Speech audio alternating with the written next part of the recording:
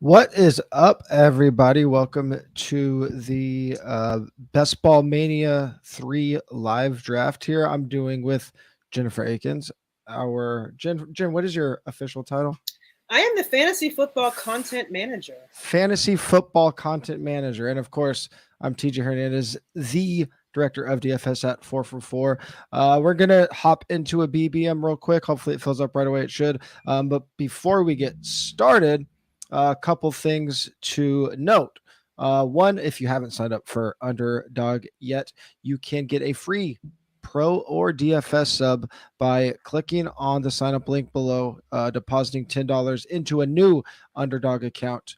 And that could get you a free Pro or DFS sub. And throughout this stream, we will be giving away four $25 Underdog credits. So basically a BBM3 entry, but you can use the $25 however you see fit. So I'm going to launch a draft. Hopefully we get going right away. But Jen, how you doing? How's your Best Ball Mania 3 life so far?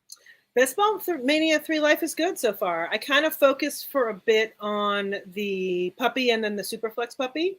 And now I'm kind of entered back into the BBM3 world. I've got one rocking right now. I've got a slow one, actually, that I had the first pick in, which is kind of fun. So I believe, let's see, we're in round 9 of that one. So, yeah, things are good. I think we're getting kind of into the meat of it here. After July 4th is when kind of it starts. So I'm excited to kind of get rolling and get that going. Of course, because the streaming gods knew that we were going to be streaming for like the first time ever. I'm the first one in a draft. I mean, like, I don't think I've been the first one in a draft all year. So of course we'll have to wait, sucker out and get it rolling for 10 people. Yeah, go ahead. Yeah. I could shoot you a link to it here. Let's get that sucker rolling. You guys know you want to come draft with us anyway. I guess you can't share the BBM3 link, right? You just have to. I don't know. If you go to info, maybe. Who knows? I can't remember. I think since it's I think you could share the private drafts in the 12-person leagues. I think for BBM3, just maybe tell them hop in. All right, let's see. Yep. I'll just send out a tweet that says there's Sounds good. Yeah, I'm excited to kind of just hang out and chat with you. I've been down in the basement here in quarantine. COVID got me. So those of you that are used to me on TMAP and in a different location, I'm kind of in a weird the sub basement of the earth here. But yeah, so I'm excited. TJ and I did a bunch of these last year. What's your goal on BBM3 in terms of volume? In terms of how many? Yeah. I'd like to be around. I mean, I'm not a big high roller, as you know, but I'd like to get to the 10 to 15 range this season if I can. I think last year I did maybe 7 or 8. So if I can, jump up a little bit and get in there, I'd like to try. I feel like each year as this tournament rolls along, we obviously have more information and we have more, more data, more things to study. And, I feel like each year at this time we come up with, new strategies and new things that can help us win the sucker. So I'd like to improve upon that as well. Have you noticed like anything dominant that you've liked coming away from your drafts? I guess the easy one is the draft slot that you've gotten, and then how you've started your drafts. What drafts you've liked the most? Yeah, I find that I like to be either the beginning or the end, but I think I find that with any kind of draft. I don't really love the middle, and I feel like in these drafts they haven't been great. But I really do. I enjoy the front because I really like to, kind of go with that hero RB approach and kind of just fire off a solid running back and then just hammer everything else for a while. I think those are fun. Hopefully that'll pan out. I mean, you could get a if you're starting from the front, like there are drafts where you can start 3 running back. Like I think the other day I started Jonathan Taylor, Leonard Fournette, Nick Chubb. I think Taylor fell to 2 maybe. And I mean, that's not typically like our favorite way to draft. Robust running back hasn't been that great, but the only thing that's interesting about it this year is there's $1 million to the highest regular season score. So, Yep. I mean, if you're just trying to, if we're talking about cumulative regular season points, like a early heavy running back approach could be really interesting. It's kind of similar to like, I think Drafters does a full season. I think their tournament is just full season points. So if your early running backs hit perfect, like you're going to hit the ground running. And if, you're going to be getting, 20 points every week from 3 stud running backs, you're really going to be ahead of the field. Yeah, I mean the thing is, as we all know, right, in these big tournaments, you've got to have things break your way all over the place. I mean, drafting just a normal draft it's so rare that that's actually gonna happen. So I think what's fun about these is kind of trying to at least mix it up and do something kind of at least not super crazy, right? Because you don't want to get too cute because then you're kind of just throwing away money. But I think that I like to kind of at least play around and try to figure it out, depending on draft spot, what you can do. Because, like I said, if you just go in there like, all right, I'm going to take the best player available, whatever, I just feel like that's never going to, it's just not going to work out in a tournament. Now, if you're in a standard, best ball 12-team league for the season, sure. I mean, highest cumulative points, go for it. But I feel like in these tournaments, you have to kind of do something a little bit crazy. And you also have to have a lot of things go your way and luck at the same time. Yeah. I mean, you said you don't have to get too cute. Like you do have to figure out a way to be unique in Right. these tournaments. I think one I think one really bad way to do it is like just reaching for players. There a lot of data shows that going out of your way to complete stacks or just have I guess an example would be like, oh, I took Devontae Adams first overall, so no one is going to have a roster like that. Like that's probably a pretty bad process. You're going to be think about it this way: like in the DraftKings Millionaire, we have the whole player pool every week available to ourselves, and like it's similarly sized. I think it might be like 300,000 or something. I don't know the number off the top of my head, but the point is like it's similarly sized to a tournament like this, and you're not getting a lot of dupes or any dupes for that matter. So I think people are kind of like underestimating how many combinations of players there are with 18 rounds and 12 people drafting. Like, yeah, you're going to need some uniqueness, but I think whether it be through stacking or targeting certain games, like there aren't going to be that many exact combos. Now you're not playing every lineup. You're not playing every player. Obviously, they're not scoring points for you. But there's lots of ways to get unique, and I don't think you need to do anything crazy in terms of reaching for players. Now at the end of the draft, all right, we're full now. Now at the end of the draft, you can get super unique, and like I think Hayden Wink said something.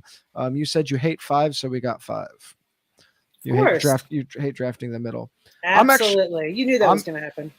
I'm actually glad this is my 37th Best Ball Mania 3, and I've only had one number 4 pick and one number 5 pick. So I actually like this slot just because it takes me out of my autopilot because I've been drafting at both turns so much. I have a combined 14 drafts in the first 3 picks and then 8 picks in the last 2 picks. So I've been living at the turn. So this gets me off autopilot. And I mean, 2 of my favorite players are Justin Jefferson and Jamar Chase, and I don't have a lot of them yet. So it's kind of had a trickle down effect because I like stacking my my high leverage players, whether it be week 17 game stacks or just team stacks. So I don't have a lot of Bengals or Vikings yet because I just haven't had the opportunity to stack players with Jamar and J. Jeff yet. Yeah, no, and I feel like they tend to go pretty early. So if you're in that back end or even in the middle, I've seen both those guys go first actually. Yeah, I've seen all the top 5 guys go first at some point. Do you have a player that you've been targeting in this mid round area, or that you like or prefer? No, I mean I'm down with any of those receivers. Yeah, I mean pretty much any of those receivers, or if someone like McCaffrey were happen to fall, which he has a lot of times because people will take those receivers instead. But yeah, I'm down. I mean, it looks like that's what's going to happen now here. So Yeah. So Jamar is kind of yeah, always going to be my pick here. yeah. I mean, I agree with that. I think that it depends on if you want to in that spot go with Eckler and then decide to kind of use him as a not a hybrid. Obviously, he is a running back, but he is a pass catching back. So if you want to take him there and then wait and on running back again for a while, I would be okay with that. But if it was just me, I would have taken Chase as well. Yeah, absolutely. Aaron K asks us, and you guys, if you have questions at all about any strategy or theory, anything, throw them in. I'm not logged in, so I can't put that up there. But Sal, if you could throw up that Aaron K question. He's just asking, do you think the RB2 successful correlation with quarterback stacks is just because of their depressed value or more because they're typically third down backs? Aaron's referring to the article that I wrote. Articles. Best Ball Mania Bible. One of them was on stacking and using the stack tool on 444 to point out the most profitable stacks. And a lot of what we saw, one of the best ones was, if off the top of my head, I believe it's QB, RB2, and wide receiver 4, but there's a lot of QBs and RB2s. I do think there are a lot of pass catching backs mixed in there. I think just in general, what that is really showing us is that combined with the fact that not a lot of stacks did well when you reached early in the rounds to force early round stacks, stacking with ancillary players in general, I think is going to be very profitable because if you have, say a running back 2 and probably a kind of affordable quarterback and a wide receiver 4, for all of those to hit, one, it's probably on a really good offense, and 2, on an offense that maybe people weren't expecting to be as great. So you're just getting a lot of value. And then the running back 2, wide receiver 3, wide receiver 4, maybe we're not as sharp at projecting those shares as we think. So I think that really just points to the fact that these affordable stacks have often been better than forcing like a Josh Allen and Stephon Diggs, because those guys can kind of go off on their own without the team being crazy, whereas those ancillary players need to be on a really good offense. So I think that's kind of what it's explaining. But yeah, definitely a lot of pass catching backs there. We're up soon, dude. We got to get ready. Yeah, I mean, I don't know how many people are in this draft that are also watching the stream. Oh, we got Daigle in here. That's great. We're drafting right next to Daigle. That's cute. We are? Oh, I didn't even notice that. That's funny. So now we're just going to get sniped and we can't talk about what we're doing. Does anybody stand out to you here? I wanted Jones, but he just went. So yeah, he's my favorite pick there too. I mean, from a construction standpoint, I like Fournette, but I don't have a lot of Debo, and I kind of like starting there. Do you have a preference? I mean, I have a lot of Debo, but this is you. So yeah, I like Debo there if we want to go that route. I'm not a big Lenny gal in general, especially not in the second. I'm fine. I think it just makes for an interesting. I think it makes for an interesting stream because I think the majority of teams, I'm probably taking Lenny there because I do love him, but I just haven't had a lot of combinations start this way. I don't have a lot of Debo, so I'm kind of getting to the point in summer where I am kind of thinking about like if there's a lot of players I'm underweight on, just not on purpose. I just think I haven't been in the parts draft where they go. Debo's one of them. So I think it'll make for an interesting stream. Marana G made a good point there. We could have gone Higgins for the double stack out of the gate and completely pigeonholed ourselves to be all in on the Bengals. Yeah, I don't necessarily hate that either. Like those early round stacks, I think if they fall to you naturally, they're definitely fine. I just like I don't have a lot of Debo yet. I don't think I need to start Cincy every time, but it's definitely not out of the question.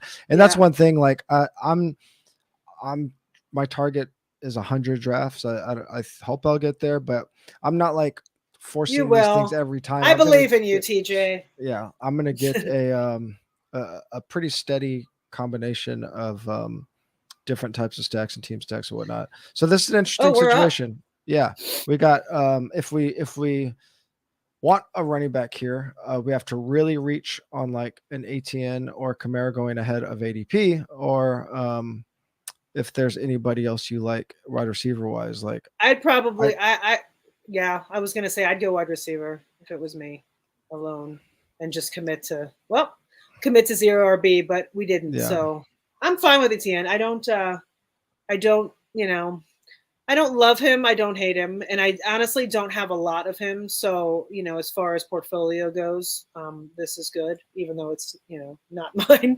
But, as we're talking, listen, I think that, I mean, Etienne's just one of those that it's just, we'll see when we see, right? I mean, I know a lot of people. I think the Jaguars are undervalued. I think ATN is just going to be like, he has like DeAndre Swift type potential. Yeah, no, I think the Jaguars are undervalued as well as a whole, and I've actually been taking a lot of James Robinson because I feel like people are tossing him aside, and I feel like he may have more of a role than people think he's going to have. But I'm good with ETN. I think that.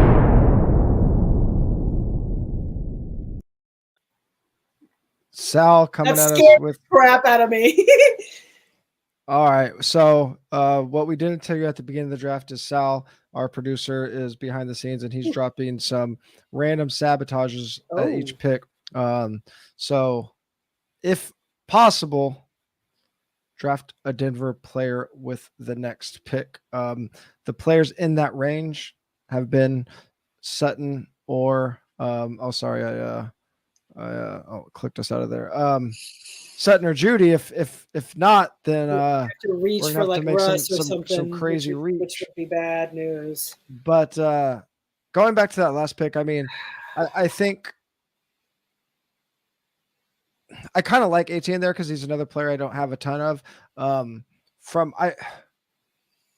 That start, you're definitely not forcing a 0 RB. So that would have been a really good spot to start a 0 RB team from, and it would have been fine. But I think 18 is fine, and we still have like the balanced roster construction isn't sexy because it doesn't have a cool name. But right. I think it could be really, really good.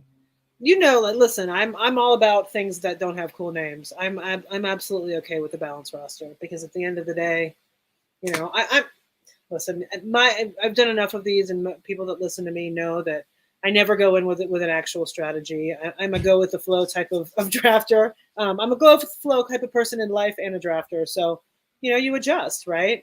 Looks like we may be getting Sutton here unless he gets. Do you have a preference between Sutton and Judy?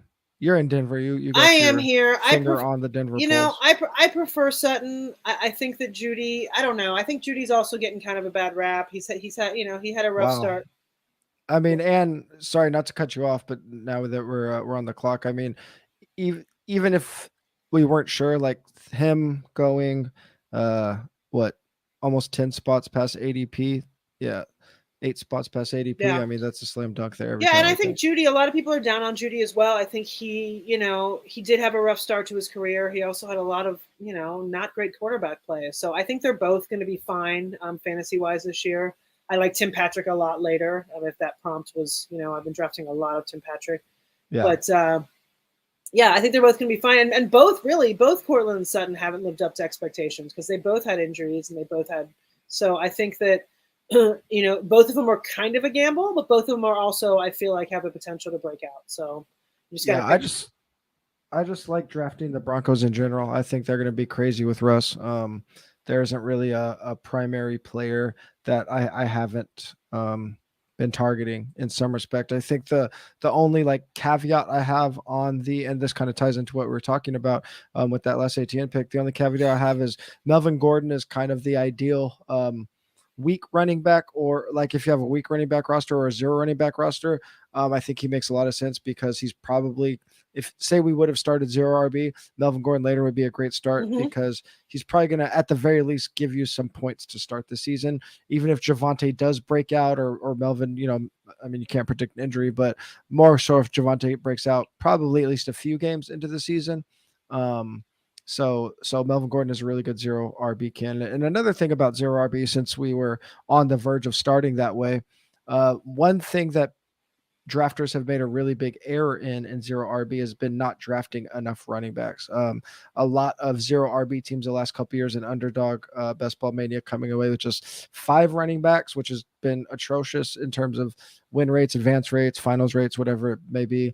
6 is a little bit better, but not a lot of people went 7 running backs when they use zero RB. And that's actually in both years had a really good rate. And it kind of makes sense if you're that bad at a position. And of course, it depends what you define zero RB as. The weaker you are, the more players you're going to need there. So, like what is it? A 2772 build. Actually, I have a couple of those already. We got a bunch of good questions here, but we're up next, so let's. Yeah, after this pick, we could throw them up. I really don't like the running backs here. I mean, the 2 players that stand out to me here would be Brandon Cooks or Lamar. Brandon Cooks just makes a super strong receiver, and I prefer to take these early round guys like a little bit past ADP if I can. So I kind of like Cooks here. What do you think? I mean, I can't stop drafting Cooks. I drafted him like an hour ago. I take a lot of Cooks, so I probably would have taken him there as well. I can't really put any. I can't click that button for Metcalf this season. It's just too hard to do. And like you said, I can't do Montgomery or Dobbins either. There, it just doesn't make sense. I feel like Cooks is. He's in a great spot. I mean, how do you not draft the guy? You know, he's the clear wide receiver 1, probably N2. You know, on an improved Texans team with Mills, who is not bad. So I think, I think we do that. Should we answer a question? Yeah, Sal, can you throw Charlie Quincy's question up? What's some advice you could give for a best ball first timer? Jen, why don't you take the first shot at that question? You know, I would say, wow, that's an interesting question because there's so many. I mean, we've all dissected it so much that it's hard to kind of go back to basics. Yeah. But I would honestly I think stacks are really important. So I think what you want to do, and like TJ said earlier, don't reach for them, but just kind of make sure you have some correlation in your lineups because you're going to want those big spike weeks. That's the thing about best ball. Since you're not setting lineups, you want to have weeks with big numbers and to kind of move you up the leaderboard there. So I would say, look to just make some even just some basic stacks. You don't have to get too crazy your first time around and look for these crazy correlations with where you want like a wide receiver 4 but just try to stack your teams. Yeah, even in 12-man leagues, like we're still trying to take first place. So I think having some correlation, maybe not as heavy as you will in something like Best Ball Mania 3.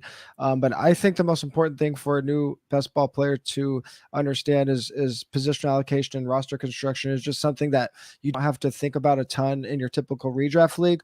You could take 1 quarterback, 1 tight end, and basically just go all out on running back or wide receiver for your other 14 rounds in your typical redraft league. And you're not really thinking about how many you have at each position.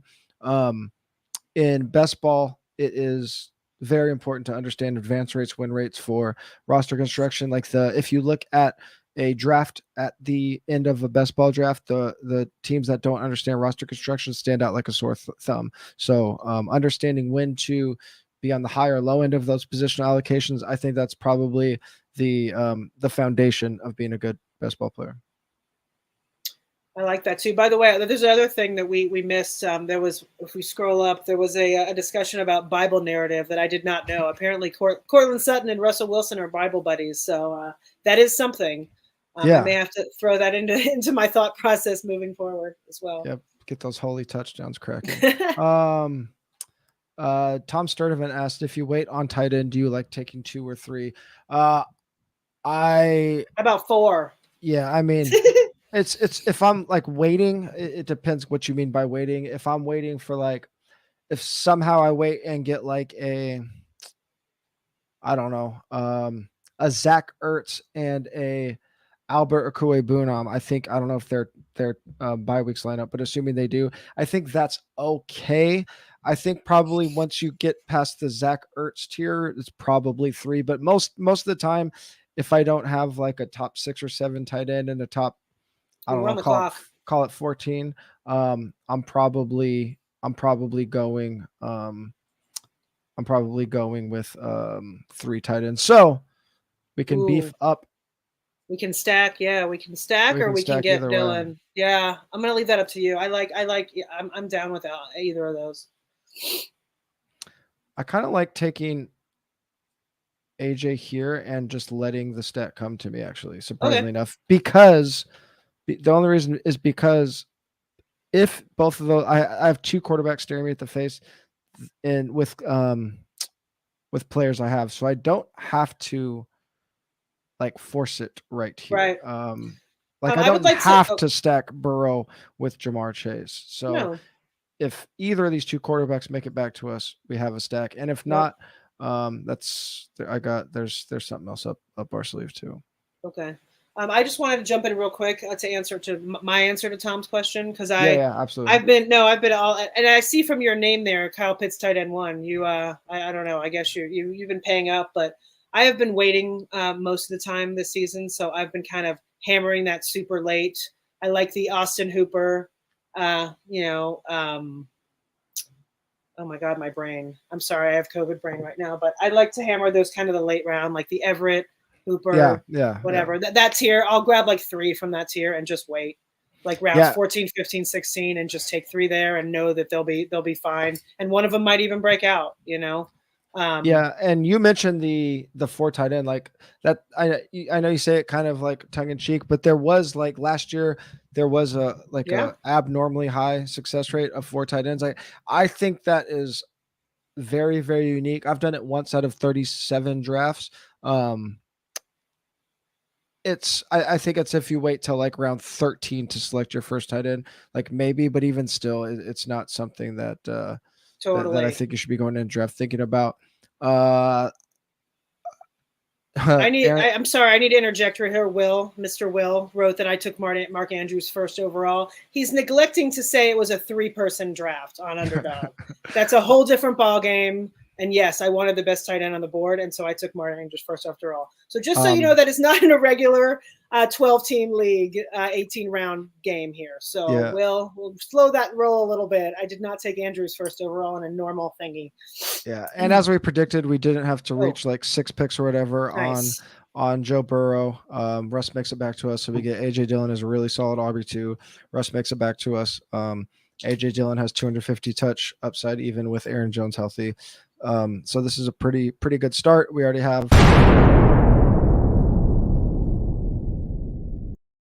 as Aaron K pointed out, you cannot draft a pass catcher in this round. All right.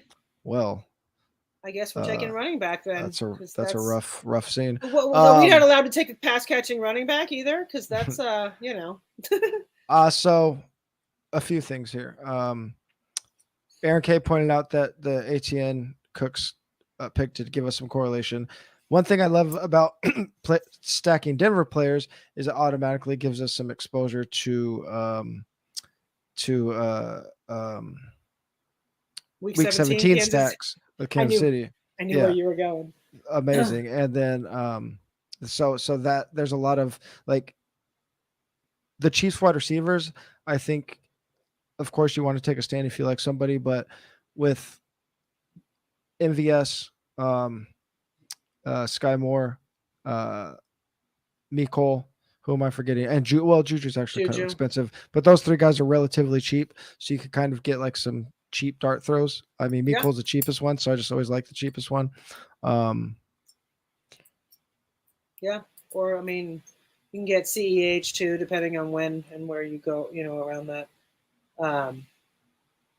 So yeah, I agree there. What's I can't remember who else we've drafted as far as correlation goes. Have you are you only doing 17 or are you looking at week 16 too? I mean, I'm looking at it a little bit, but I'm not forcing it. Like I'm either taking team stacks or week 17 stacks. Like that's where all the money's at. Yeah. I was just curious. I know, you know, some people have asked me that, and some people have talked about, you know, getting an edge that way. All right, so we are up soon, and we have to take a running back. Is that where we are? Running back or quarterback. Oh yeah, I guess there's that too. Yeah. Reminder, guys, if you got in here late, throw your Underdog username in the chat, and we'll be randomly picking 4 winners to get $25. Basically a BBM entry, but doesn't have to be. All righty. So What round are we in? we 8? are in round 8. We have to select a quarterback or a our running back. I really the only guys I like here are these guys. Do you have a preference? 8 seconds. I mean, I like James Cook, but I feel like it's early. Like I don't know. Is it Singletary gives us some Cincinnati correlation with Jamar. okay? So Okay, that's fine. there's a tiebreaker. Yep, that'll work.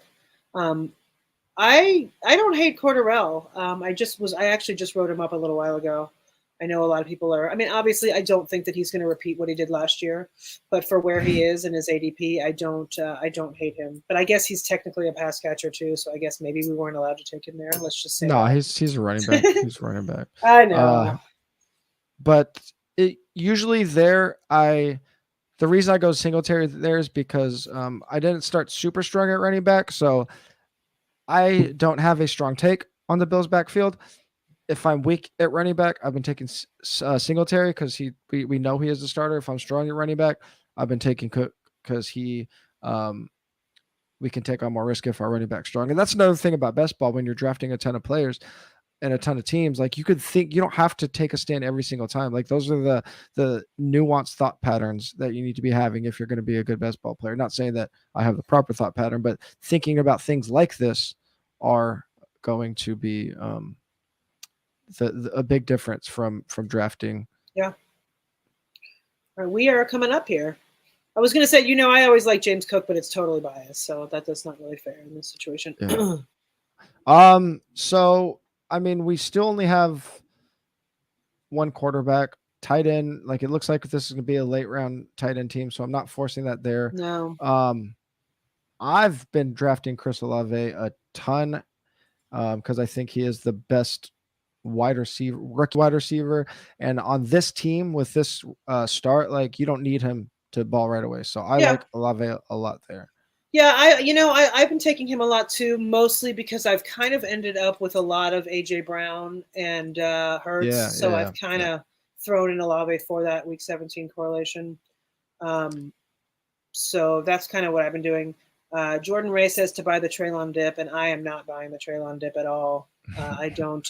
That's not happening. But I'm also I like Woods better. I always have, and so I don't know that. I think, listen, Treylon's a nice thought. I think it's great for people that want him to just step right in and be A.J. Brown, but I just don't think it's going to happen. Asthma or no asthma, I just don't think in that offense that is run heavy to begin with. I don't think that for his ADP, I don't see it. Yeah, Tennessee is going to score about 17 points a game, and 12 of them are going to be Derrick Henry. Yeah.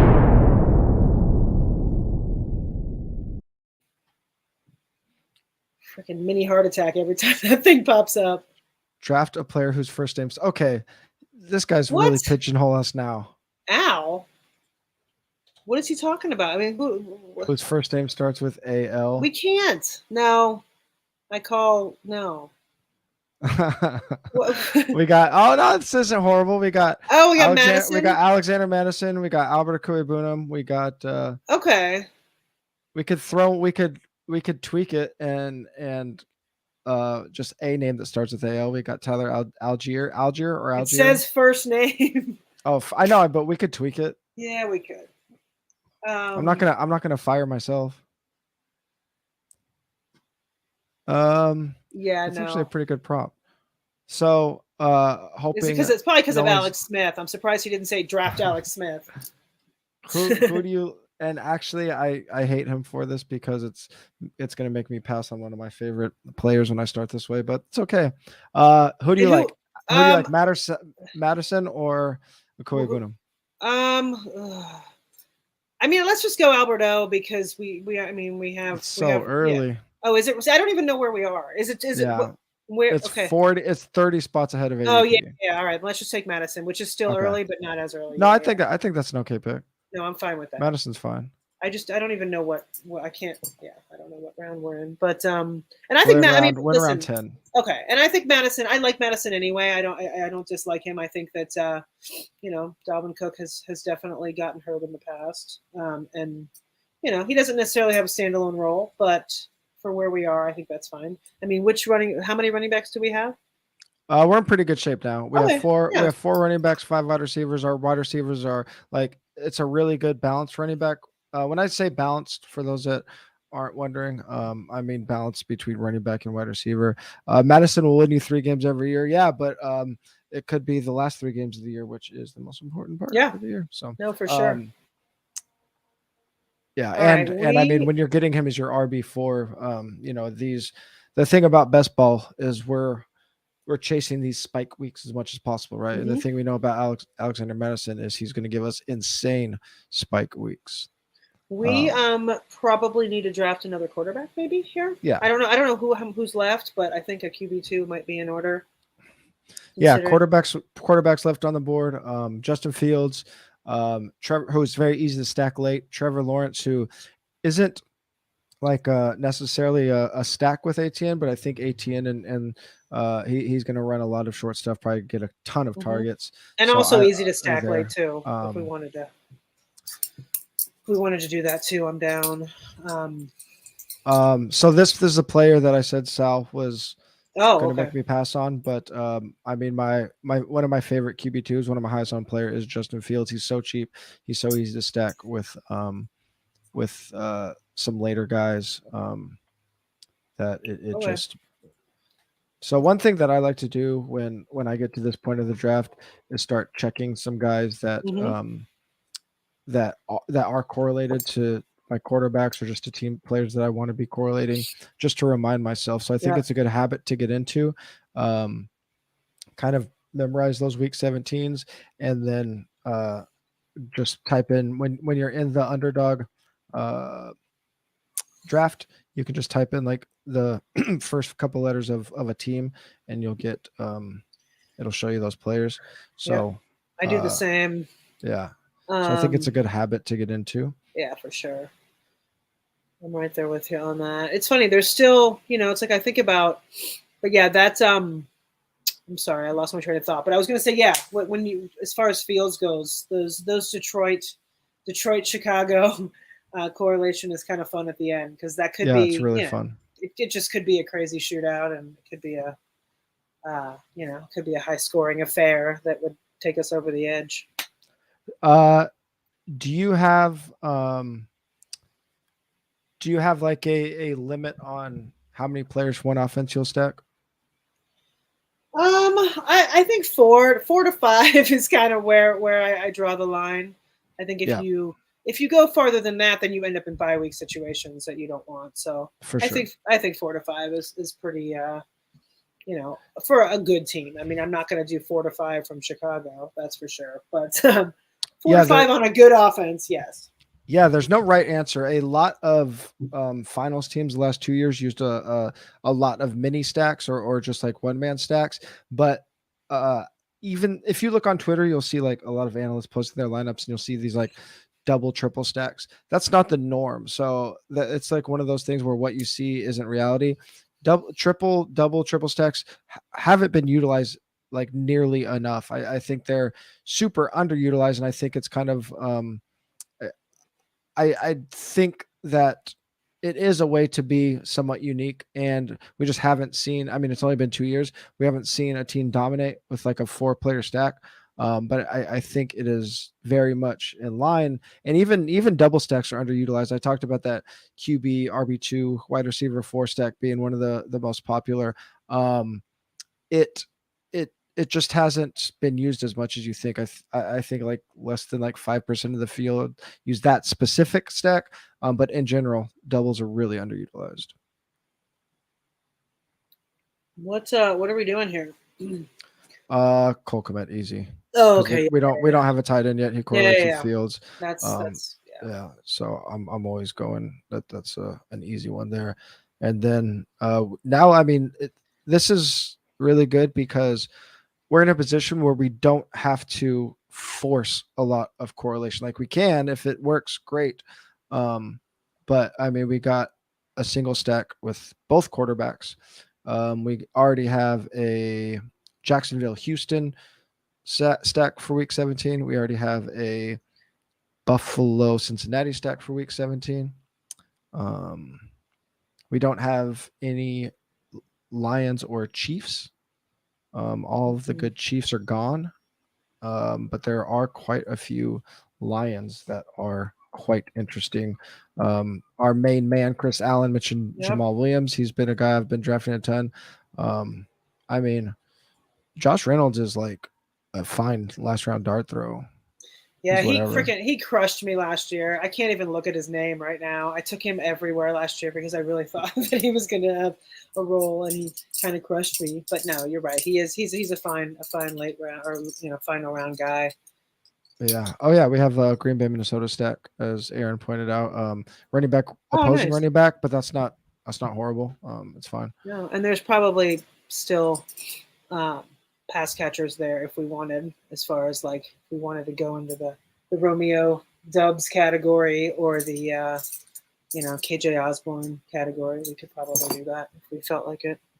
But absolutely. Do you have? We're done at quarterback for sure. We could take quarterbacks out of the mix. Do you have a position you prefer here? Where are we? 13. Yeah. See, I'm usually grabbing like my first tight end here. So but other than that, I kind of like Josh Palmer here. I have a lot of Josh Palmer, but I also have a lot of that, just the Charger stacks in general. But I mean, I think he's solid. And you know what? In that offense, I mean, both Mike Williams and Keenan Allen have been known to get injured and be inconsistent. So I think Palmer is a guy that could surprise people at a pretty affordable price point. I actually like this area of wide receiver. Like Palmer, I don't have a lot of Chargers, and it's really driving me crazy. It's hard to get them because they're all the good ones are going in the first 4 rounds. So you just it's kind of dependent on your draft position, and the Mike Williams, Keenan Allen thing is tough. Herbert, I don't get how Herbert's going so much earlier than everyone else. I end up, as I told you, like if I end up in that one spot, I'll come back around and I'll take Herbert. I'll end up taking like Allen and Herbert back to back there. I'll force all my I've actually had Mahomes follow me quite a bit. A lot of my Josh Allen, Justin Herbert, Lamar Jackson will come probably late this month and in August, where it's just like if they haven't fallen to me enough, I'm just gonna have to start taking them at ADP. But I was gonna say the reason I liked Tunyon there, but this crop of wide receivers, this Corey Davis, Marvin Jones, Robbie Anderson, Alec Pierce, I got Josh Palmer. Who else went? Jalen Tolbert. Like I like this little area of wide receivers here. I want to say something real quick. I just wrote an article will be coming out either tonight or tomorrow, which are the risers and fallers for July for Underdog. And I found it very interesting. Patrick Mahomes has fallen almost a full round. He's gone down 10.5 spots in the last month. So you mentioned him falling. He is falling, which is kind of cool because you can actually get him now if you want him, if you want to go that route. Absolutely.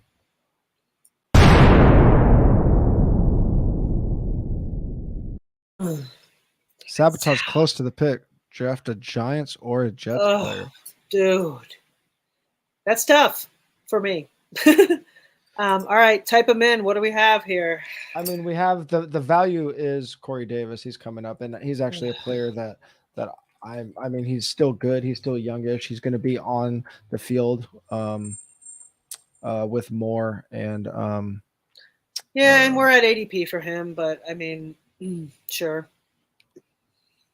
I haven't really. The only Jet I've drafted like CJ Uzomah like in the last round. He's kind of the only Jet I've been taking, but I don't love Corey Davis. It's a little bit of a reach. Do you like Wan'Dale Robinson? No. I mean, between Corey and Wan'Dale, I don't care. Yeah, I think neither of them move the needle for me. I think Corey's fine here. Yeah, I mean, I don't. Put it this way, I wouldn't have taken either of them had there been no prompt. Yeah, I would. I have zero shares. I've taken Corey Davis quite a bit. Oh, Michael Carter would have been. Oh, he's probably gone though.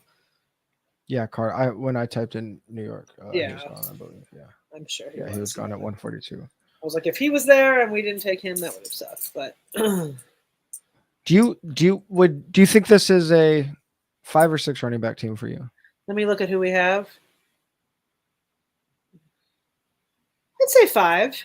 I don't know that we need 6. I think it depends. We could. I mean, Yeah, it's close. It's really yeah, close. it's on the edge because I think that if Etienne is who we think he'll be, then I think we'll be fine, and I think Dylan will definitely have enough volume. Yeah, I don't like Jamal. I was hoping Jamal would fall to us there. Like, Yeah, someone's probably watching this stream, and I'm just killing myself, right? I mean, I don't know if Daigle's on here, but Let's look at Daigle's team. How do you feel about KJ here? This gives us a double with yeah, Russ. yeah. I mean, I assume Patrick is long gone. Yeah, But yeah, he. okay, yeah, I think I'm down with that. So I mean, we haven't mentioned bye weeks. I've been keeping an eye on it. It's fallen nicely where we don't have to really think about buys. So that is great. We definitely need 2 more tight ends still. So we're going to be pretty weak at tight end. That's fine. There's plenty left. Hayden Hurst. Yeah. I mean Ingram, Hooper. I'm liking these guys because they do correlate with players we already have. That's another thing people don't talk about a lot. And this is half PPR, so it aligns with some of the data we have on FanDuel. What I call secondary stacks in DFS are they still hit. So just because you don't have a quarterback doesn't mean you can't be thinking about players from the same team. So like say I took a one of these tight ends, like a running back tight end or running back opposing tight end or 2 wide receivers from the same team. Correlating these players is still valuable because if an offense hits, it's going to give us more spike weeks, right? If we have more players from that team that smashes. Yeah. So that pick, I pretty much made us have to do a 5 RB team because we need 3 tight ends with this team. So that's one of the downsides of drafting and streaming is you forget about small nuances like that. I probably would have taken a tight end there just to give myself a little more time to think about if I want this to be. We got sabotage, so that's a different situation too, right? I mean, That's true. We would not have taken Corey Davis. We might have actually pulled the trigger on the tight end there if we had time to think about it. But yeah, I like Hayden Hurst. I think that, I mean, last year that offense utilized the tight end plenty, and I think that he's in a good spot. So yeah, if we get I wouldn't him, say I like Hayden Hurst, but I get what you're saying. I do. I mean, for the purpose of what we're doing, he's not someone I'm targeting in redraft, as my tight end. But in this format, in this situation, we need him to get a couple weeks with maybe 2 touchdowns, and we're golden.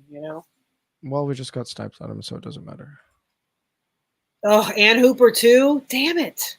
And McKissick. These guys are definitely watching the stream, right? That sucks. All right, who? So it's either running back. It's either running back or tight end here. So McKissick is there. This is an easy game. Taysom Hill. Sign me up. Boom. Seriously? Oh, I would not. No, we disagree there. Wait, just on the outside chance that he plays quarterback snaps, it's just like. See, I would have waited and taken Brevin Jordan, and to put him with Cooks. We still can. I know, but I mean that's kind of. Oh, someone just typed that in. Yeah, that's what I would have done. But yeah, I mean, listen, Taysom Hill, you never know. Yeah. I don't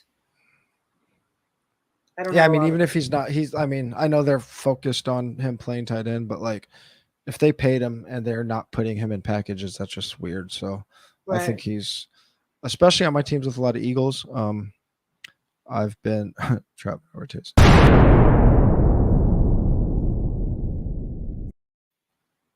Let's see what we got. Draft a player to stack with your quarterback. I don't know if that's possible because we can do it. We can do it. Yeah, there's somebody left. We'll we can take Pringle. We can also say it's yeah. Yeesh. Well, we need it. Well, no, we need. Oh yeah, Dulcich. We need a tight end. We need a tight end or a running back. I like him, but not now. We can get Dulcich in the last round. Oh, what are we in the 17th? Oh, I guess yeah. I've been taking him. I mean, all right, we have granted Jordan's wish. Well, listen, Alberto is not, I mean, granted, everybody, can get injured on any given day. We know that, but Alberto has shown that he's not the most durable. So and Dulcich has phenomenal hair. So, so any last round running backs stand out to you just in general? They don't even have to line up with our team. Yeah. I mean, I like Haskins. I like Foreman. I've been taking Zamir White. I've been taking. Let me think. Who else is in the mix? Yeah. For those talking about any wide receivers with that last pick Chris with the stack, Evans. we didn't take wide receiver for roster construction purposes. We needed another tight end, and we still need another running back. So wide receivers were not an option. Oh yeah, Chris Evans is. Yeah, and he's been, at least the training camp buzz is he's ahead of P. Ryan. So we do have, we have Cincinnati players, so that wouldn't be a bad thing if we went with him. Yeah, I've been taking Chris Evans a lot at the end, especially with on my Joe Burrow teams, because Joe Burrow's weird because if you take Burrow without one of his other pass catchers, it's like Tyler Boyd or nobody. Obviously, there's haters, but if you can stack him with Chris Evans because Chris Evans is a pass catching back, so that's a good one. I kind of forgot for some reason. I thought we had Burrow for a brief second. We talked about him. We did, and I know we had Chase, but I just kind of. And we do have Singletary, so it's a kind of a, So Chris Evans went. Anybody else you like late? Of course.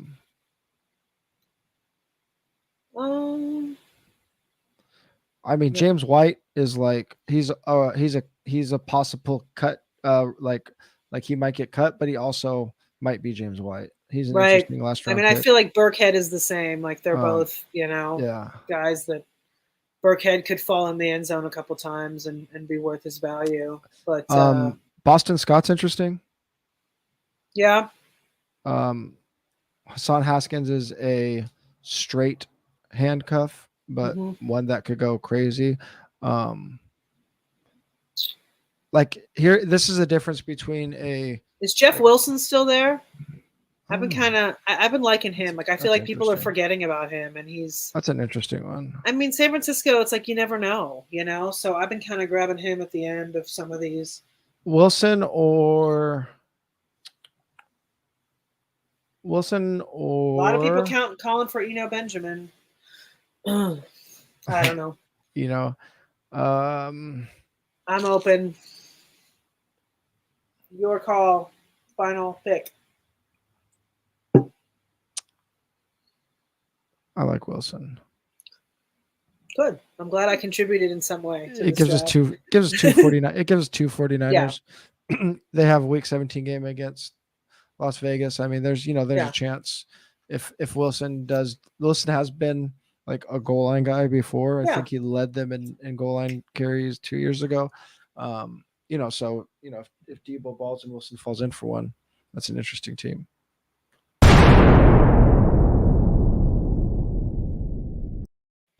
What the hell? We're done, Sal. We're done, Sal. You missed it.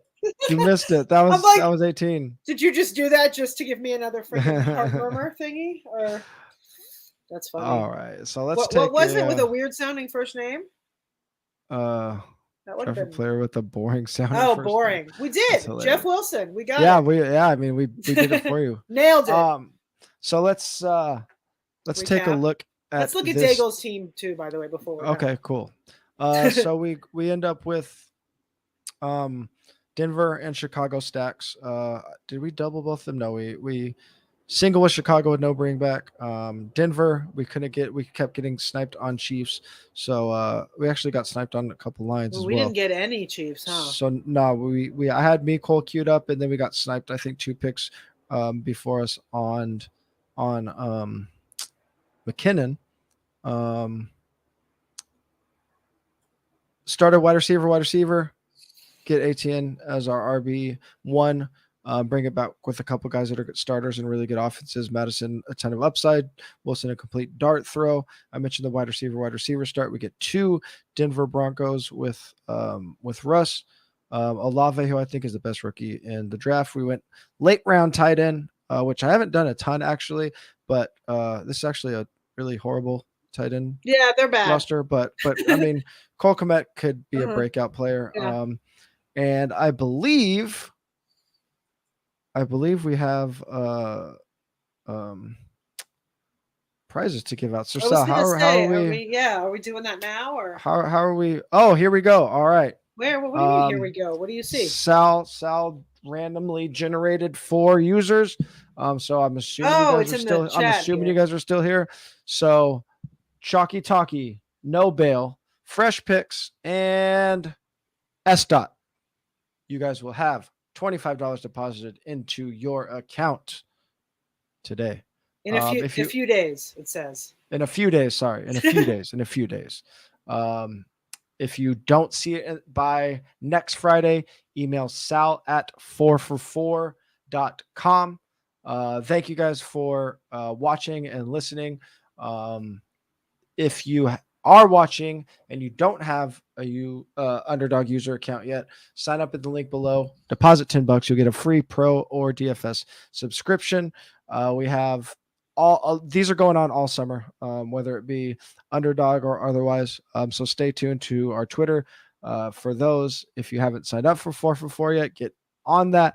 And we still have early bird pricing. It gets you in the user Discord. So we're always talking about all of our Underdog strategy there in Discord.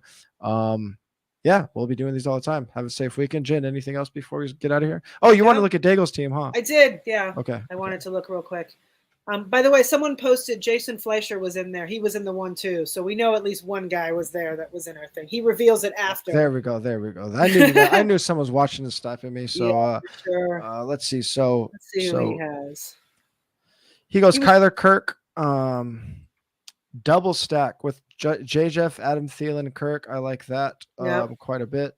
Then he goes Kyler with Nuke and only Nuke. No Atlantis, no bring back there. Oh, he has Arizona, James Conner, Kyler Murray. Okay. Let's see. Any Green Bay bring back for the Minnesota? No. Got a nice 2-5-9-2 team there. I like that construction a ton. Lenny, James Conner, Rashad White. Oh, wow. Lenny and Rashad White. That's interesting. Yeah, I was going to say he actually did a true handcuff situation. Yeah, which is something that in this large field tournament could be interesting. People have been talking about like if the chances of another team, like say Lenny smashes all year, then gets hurt, Rashad White plays the last like month of the season as a starter. There's probably not going to be a lot of Lenny teams that make it that have Rashad White in the playoffs. So that it is interesting to think about. Nuke, Tyler Lockett, value on Lockett going way after DK. Oh, Rondale added to that Arizona stack as well. Devontae Parker, Isaiah McKenzie, one of my favorite late round picks. I don't care how my team looks. McKenzie or Parker? McKenzie. Oh, okay. I was like, I am anti-Parker. New England together there. He did bring back Cobb. And then tight ends Kittle. Start early round tight end. Stick with 2. That is very, very sharp. I wonder if he knew we were doing this right now. He might have had no idea. I was just randomly dropping next to us. Maybe. Who knows? All right. Well, guys, thank you so much for joining us. As always, like and subscribe to the for YouTube. That always helps us out a ton. And if you like to leave a very nice comment on the video, that doesn't hurt either. Find us on the Twitters. 4for4 is at 4for4 football. Jen is at the Monday Mommy. I'm at TJ Hernandez. We'll talk to you guys whenever we're back.